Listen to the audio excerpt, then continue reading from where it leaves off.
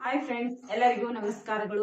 ಒಂದು ಅಧ್ಯಯನದಲ್ಲಿ ನಾವು ವ್ಯಂಜನ ಅಂದ್ರೆ ಏನಪ್ಪಾ ಅಂತ ಅನ್ನೋದನ್ನ ನಾವು ತಿಳಿದುಕೊಂಡಿದ್ದೇವೆ. ಈಗ ನಾವು ಕನ್ನಡ ವ್ಯಾಕರಣದಲ್ಲಿ ಯೋಗವಾಹ ಅಂದ್ರೆ ಏನು, ಅದರಲ್ಲಿ ಎಷ್ಟು ಪ್ರಕಾರ ಬರ್ತಾವ ಅನ್ನೋದನ್ನ ನಾವು ಈ ಒಂದು ಅಧ್ಯಯನದಲ್ಲಿ ಮಾಡೋಣ.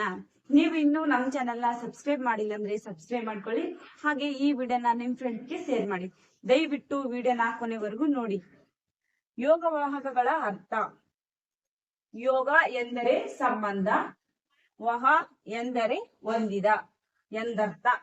ಆದ್ದರಿಂದ ಒಂದು ಅಕ್ಷರದ ಸಂಬಂಧವನ್ನು ಹೊಂದಿದ ಮೇಲೆಯೇ ಉಚ್ಚಾರ ಮಾಡುವ ಅನುಸ್ವರ ವಿಸರ್ಗಗಳನ್ನು ಯೋಗವಾಹಗಳು ಎನ್ನುವರು. ಯೋಗ ಎಂದರೆ ಸಂಬಂಧ, ವಹ ಅಂದ್ರೆ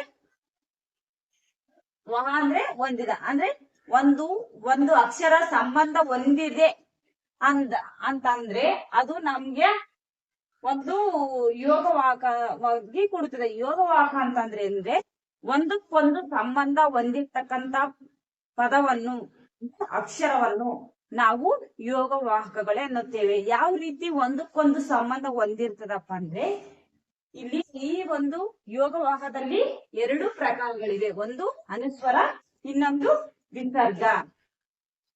ಅನುಸ್ವರ ಅಂದ್ರೆ ಅಂ, ವಿಸರ್ಗ ಅಂದ್ರೆ ಅಹ. ಯಾವ ರೀತಿಯಪ್ಪ ಅಂತಂದ್ರೆ, ವಿಸರ್ಗ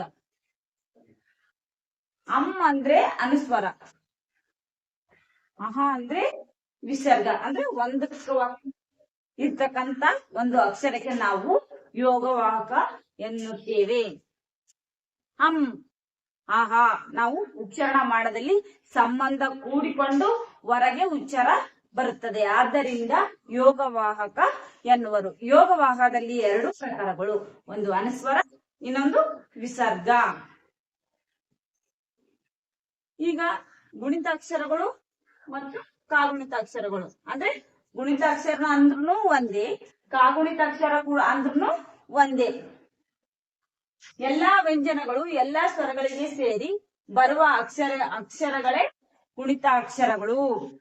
ಅಂದ್ರೆ ಎಲ್ಲಾ ವ್ಯಂಜನಗಳಿಗೆ ಎಲ್ಲಾ ಸ್ವರ ಸೇರಿರ್ಬೇಕು. ಸೇರಿದ್ದಾಗ ಮಾತ್ರ ನಾವು ಗುಣಿತಾಕ್ಷರ ಎಂದು ಕರಿತೇವೆ. ಈಗ ನಾವು ಒಂದು ಅಕ್ಷರ ಉದಾಹರಣೆ ನೋಡಿ, ಇದು ಈಗ ನಾವು ನೋಡ್ತಿರೋದು ಇದು ಬರೀ ಜಸ್ಟ್ ಕ. ಕ ಅಂದ್ರೆ ವ್ಯಂಜನ, ಕ ಅಂದ್ರೆ ವ್ಯಂಜನ. ಇದಕ್ಕೆ ನಾವು ಸ್ವರ ಸೇರಿಸಿದಾಗ, ಈ ಒಂದು ಅ ಅನ್ನೋದು ಸೇರಿಸಿದಾಗ ಕ ಅನ್ನೋ ಒಂದು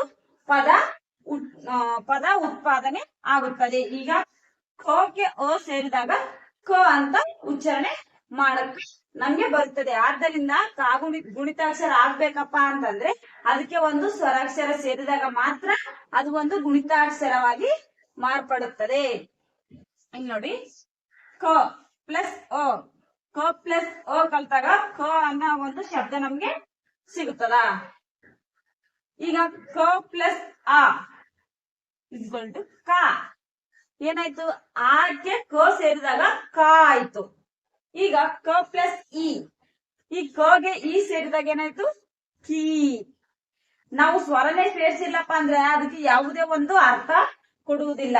ನಾವು ಯಾವಾಗ ನಾವು ಕಾಗುಣಿತಕ್ಕೆ ಒಂದು ಸ್ವರವನ್ನು ಸೇರಿಸ್ತೀವಲ್ಲ, ಆಗ ಮಾತ್ರ ನಾವು ಒಂದು ಪದ ಅಂತ ಗುರುತಿಸಬಹುದು. ಅಂದ್ರೆ ಒಂದು ಅಕ್ಷರ, ಪದ ಅಲ್ಲ, ಸಾರಿ, ಅಕ್ಷರ ಅಂತ ಗುರುತಿಸಬಹುದು. ಇದು ಕಿ. ಕೆ ಇ ಸೇರಿಸಿದಾಗ ಕಿ ಅಂತ ಉಚ್ಚಾರಣೆ ಬರುತ್ತದೆ. ಅದೇ ರೀತಿ ಕ ಪ್ಲಸ್ ಇ, ಕಿ ಅಂತ ಉಚ್ಚಾರಣೆ ಆಗ್ತದ. ಈ ರೀತಿ ಬರ್ತಾವ. ಈಗ ಮತ್ತು ಸಂಯುಕ್ತ ಅಕ್ಷರಗಳು ಮತ್ತು ಒತ್ತಕ್ಷರ. ಅಂದ್ರೆ ಸಂಯುಕ್ತ ಅಕ್ಷರಗಳು, ಒತ್ತಕ್ಷರ ಅಂದ್ರೆ ಒಂದೇ. ಎರಡು ವ್ಯಂಜನಗಳು ಸ್ವರಗಳೊಂದಿಗೆ ಸೇರಿ ಆಗುವ ಅಕ್ಷರಗಳನ್ನು ಸಂಯುಕ್ತ ಅಕ್ಷರಗಳೆನ್ನುತ್ತಾರೆ. ಅಂದ್ರೆ ಎರಡು ವ್ಯಂಜನಗಳಿಗೆ ಒಂದು ಸ್ವರ ಸೇರಿ ಆಗುವ ಅಕ್ಷರಗಳು. ಅಂದ್ರೆ ನಾವು ಇವಾಗ ಕಾಗುಣಿತಾಕ್ಷರದಲ್ಲಿ ನಾವು ಒಂದು ಕಗೆ ಒಂದು ಸ್ವರವನ್ನು ಸೇರಿಸಿದಾಗ ಯಾವ ರೀತಿ ಒಂದು ಅಕ್ಷರ ಹುಟ್ಟಿತಲ್ಲ, ಅದೇ ರೀತಿ ಈ ಒಂದು ಸಂಯುಕ್ತ ಅಕ್ಷರಗಳಿಗೆ ಎರಡು ವ್ಯಂಜನಗಳಿಗೆ ಒಂದು ಸ್ವರ ಸೇರಿ ಆಗುವ ಅಕ್ಷರಗಳನ್ನ ನಾವು ಏನಂತೀವಪ್ಪ ಅಂದ್ರೆ ಸಂಯುಕ್ತ ಅಕ್ಷರಗಳು ಎನ್ನುತ್ತಾರೆ. ಉದಾಹರಣೆ ಅಕ್ಕ. ಇದನ್ನ ನಾವು ಬಿಡಿಸಿದ್ರೆ ಯಾವ ರೀತಿ ಬರ್ತಪ್ಪ ಅಂದ್ರೆ ಗೆ ಯಾವುದೇ ಒಂದು ಅಕ್ಷರವನ್ನು ಸೇರಿಸಲು ಆಗುವುದಿಲ್ಲ. ಈ ಗೆ ಕ ಪ್ಲಸ್ ಪ್ಲಸ್ ಅ. ಇಲ್ಲಿ ಯಾಕಪ್ಪ ಅಂದ್ರೆ ಒಂದಕ್ಕೊಂದು ಒತ್ತಕ್ಷರ ಬಂದಿರುವುದರಿಂದ ನಾವು ಎರಡು ರೀತಿಯಿಂದ ಯಾವುದೇ ಒಂದು ಒತ್ತಕ್ಷರ ಬಂದಾಗ ನಾವು ಈ ರೀತಿಯಾಗಿ ಮಾಡಿದಾಗ ಒಂದು ಅಕ್ಷರ ಸಿಗುತ್ತದೆ. ಕ ಪ್ಲಸ್ ಅ ಇವೆಲ್ಲವನ್ನು ಕೂಡಿಸಿದಾಗ ಅಕ್ಕ ಎಂಬ ಒಂದು ನಮ್ಗೆ ಪದ ಆಗ್ತದ, ಅಕ್ಕ ಅನ್ನೋದು. ಈಗ ಇದು ನೋಡ್ರಿ, ಅಕ್ಷರ ಅ ಪ್ಲಸ್ ಕ ಪ್ಲಸ್ ಶ ಪ್ಲಸ್ ಅ. ಇದು ಒಂದೇ, ಇದು ಅಕ್ಷ ಅದಲ್ಲ, ಇದನ್ನ ನಾವು ಬಿಡಿಸಿದಾಗ ಕ ಪ್ಲಸ್ ಶ ಪ್ಲಸ್ ಅ. ಇಷ್ಟು ಈ ಎರಡೂ ವ್ಯಂಜನಾಕ್ಷರಗಳಿಗೆ ಒಂದು ಸ್ವರ ಸೇರಿಸಬೇಕಾಗ್ತದೆ. ನಾವು ಒಂದು ಪದ ಸ್ವರ ಸೇರಿಸಿದಾಗ ಮಾತ್ರ ಅದು ಒಂದು ಕ್ಷ ಅನ್ನೋ ಉಚ್ಚಾರಣೆ ಕೊಡುತ್ತದೆ. ಈಗ ರ ಪ್ಲಸ್ ಅ, ಗೆ ಅ ಸೇರಿದಾಗ ಅದು ಒಂದು ರ ಅಂತ ನಾವು ಕಾಣ್ತೀವಿ. ಅದು ರ ಪ್ಲಸ್ ಅ, ಅಕ್ಷರ ಅನ್ನೋದು ಕಾಣ್ತದೆ. ಈ ರೀತಿ ನಾವು ಬಿಡಿಸಿದಾಗ ಸಂಯುಕ್ತ ಅಕ್ಷರ ಪೂರ್ಣವಾಗಿ ಒಂದು ಪದ ಆಗಿ ಉಂಟು ಆಗುತ್ತದೆ. ಸಂಯುಕ್ತ ಅಕ್ಷರಗಳಲ್ಲಿ ಎರಡು ವಿಧಗಳು.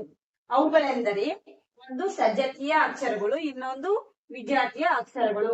ಸಜಾತಿಯ ಅಕ್ಷರಗಳು ಒಂದೇ ಜಾತಿಯ ವ್ಯಂಜನಗಳು ಸೇರಿ ಆಗುವ ಅಕ್ಷರಗಳು ಸಜಾತಿಯ ಅಕ್ಷರಗಳು. ಅಂದ್ರೆ ಸಜಾತಿಯ ಅಕ್ಷರಗಳಂದ್ರೆ ಒಂದೇ ಜಾತಿಯ ವ್ಯಂಜನ ಅಕ್ಷರಗಳು ಸೇರಿ ಆಗುವ ಅಕ್ಷರಗಳಿಗೆ ನಾವು ಸಜಾತಿ ಅಂತೇವೆ. ಅಂದ್ರೆ ಸಜಾತಿ ಅಂದ್ರೆ ಏನಪ್ಪಾ ಅಂತಂದ್ರೆ ಅದಕ್ಕೆ ಒತ್ತಕ್ಷರ, ಅದೇ ಒತ್ತಕ್ಷರ ಬಂದಿರುತ್ತದಲ್ಲ, ಆ ಒಂದು ಒತ್ತಕ್ಷರಕ್ಕೆ ನಾವು ಸಜಾತಿಯ ಒತ್ತಕ್ಷರ ಎಂದು ಕರೆಯುತ್ತೇವೆ. ಉದಾಹರಣೆ ಅಪ್ಪ, ಅಮ್ಮ, ಅಜ್ಜ ಇತ್ಯಾದಿ. ಈ ಅಪ್ಪ ಅನ್ನೋ ಪದ ಅದಲ್ಲ, ಇದು ಪ ಅದಲ್ಲ, ಪಕ್ಕೆ ಪ ಒತ್ತು ಬಂದಿದೆ. ಇಂತಹ ಒತ್ತಕ್ಷರಗಳಿಗೆ ನಾವು ಸಜಾತಿ ಒತ್ತಕ್ಷರ ಎನ್ನುತ್ತೇವೆ. ಈ ತರ ಈ ಅಕ್ಷರಗಳಿಗೆ ನಾವು ಸಜಾತಿ ಒತ್ತಕ್ಷರ ಎನ್ನುತ್ತೇವೆ. ಅಂದ್ರೆ ಪಕ್ಕೆ ಪ ಒತ್ತು, ಮೊಕ್ಕೆ ಮೋ ಒತ್ತು, ಜಕ್ಕೆ ಜ ಒತ್ತು ಈ ರೀತಿ ಬಂದಿರುವುದರಿಂದ ನಾವು ಸಜಾತಿ ಒತ್ತಕ್ಷರ ಎಂದು ಗುರುತಿಸುತ್ತೇವೆ. ಇತ್ಯಾದಿಗಳು ಹೇಳಬೇಕಪ್ಪ ಅಂದ್ರೆ ಮಜ್ಜಿಗೆ, ಮಜ್ಜಿಗೆ ಅಂದ್ರೆ ಜಿಗೆ ಜವತ್ತೆ ಬಂದಿದೆ, ಅದು ಮಜ್ಜಿಗೆ ಅನ್ನೋದು ಸಜಾತಿ ಗುಂಪಿಗೆ ಸೇರುತ್ತದೆ. ಒಂದು ಕ್ವಶನ್ ಕೊಟ್ಟಿರ್ತಾರೆ, ಆ ಕ್ವಶನ್ ಅಲ್ಲಿ ಸಜಾತಿಯ ಒತ್ತಕ್ಷರಗಳನ್ನು ಗುರುತಿಸಿ. ಅಪ್ಪ, ಶಕ್ತಿ, ವಸ್ತ್ರ ಅಂತ ಒಂದು 4 ಆಯ್ಕೆ ಕೊಟ್ಟಿದ್ದಾಗ ಅದರಲ್ಲಿ ನಾವು ಸಜಾತಿಯ ಒತ್ತಕ್ಷರ, ನಮ್ಗೆ ಈ ಒಂದು ಸಜಾತಿ ಒತ್ತಕ್ಷರ ಅಂದ್ರೆ ಏನು ಅಂತ ಗೊತ್ತಿತ್ತಂದ್ರೆ ನಾವು ಆಟೋಮೆಟಿಕ್ ಆಗಿ ನಾವು ಒಂದು ಇದೆ ಅಂತ ನಾವು ಗುರುತಿಸಬಹುದು. ಅದಕ್ಕೆ ನಾವು ಸಜಾತಿ ಅಂದ್ರೆ ಏನಂತ ಗೊತ್ತಿದ್ರೆ ನಾವು ಗುರುತಿಸಲು ಸುಲಭವಾಗುತ್ತದೆ. ಇದಕ್ಕೆ ನಾವು ಸಜಾತಿ ಒತ್ತಕ್ಷರ ಎಂದು ಕರೀತೇವೆ. ಅಂದ್ರೆ ಅದಕ್ಕೆ ಅದೇ ಒತ್ತಕ್ಷರ ಬಂದಿತ್ತಪ್ಪ ಅಂದ್ರೆ ಸಜಾತಿಯ ಒತ್ತಕ್ಷರ. ಈಗ ವಿಜಾತಿಯ ಅಕ್ಷರಗಳಂದ್ರೆ ಏನಪ್ಪಾ? ಬೇರೆ ಜಾತಿಯ ವ್ಯಂಜನ ಸೇರಿ ಆಗುವ ಅಕ್ಷರಗಳನ್ನು ವಿಜಾತಿಯ ಅಕ್ಷರಗಳು ಎನ್ನುವರು. ಅಂದ್ರೆ ಸಜಾತಿ ಅಕ್ಷರ ಅಂದ್ರೆ ಆ ಒಂದು ಅಕ್ಷರಕ್ಕೆ ಅದೇ ಅಕ್ಷರ ಸೇರಿದ್ರೆ ಅದು ಸಜಾತಿ ಅಕ್ಷರ. ಈ ವಿಜಾತಿ ಅಂದ್ರೆ ಏನಪ್ಪಾ ಅಂದ್ರೆ ಬೇರೆ ಜಾತಿಯ ಒಂದು ಅಕ್ಷರವನ್ನು ಸೇರಿದಾಗ ಅದು ಒಂದು ವಿಜಾತಿಯ ಒತ್ತಕ್ಷರ ಆಗಿರುತ್ತದೆ. ಉದಾಹರಣೆ ಶಿಕ್ಷೆ. ಅಂದ್ರೆ ಶಿಕ್ಷೆ ಅನ್ನೋದಕ್ಕೆ ಇಲ್ಲಿ ಕ ಆಗ್ಯದ. ತ ಮತ್ತು ರ ಒತ್ತು ಸೇರ್ಯದ. ವಸ್ತ್ರ, ಇಲ್ಲಿ ನಾವು ಇವ್ರನ್ನ ಗುರುತಿಸಬೇಕಾಗುತ್ತದೆ. ಹೀಗೆ ಈ ರೀತಿಯಾಗಿ ಬಂದಾಗ ನಾವು ವಿಜಾತಿಯ ಒತ್ತಕ್ಷರಗಳು ಎಂದು ಕರೆಯುತ್ತೇವೆ. ನಾವು ಗಮನಿಸುವುದು ಏನಪ್ಪಾ ಅಂತಂದ್ರೆ ಅದಕ್ಕೆ ಅದೇ ಒತ್ತಕ್ಷರ ಬರುತ್ತದೆ.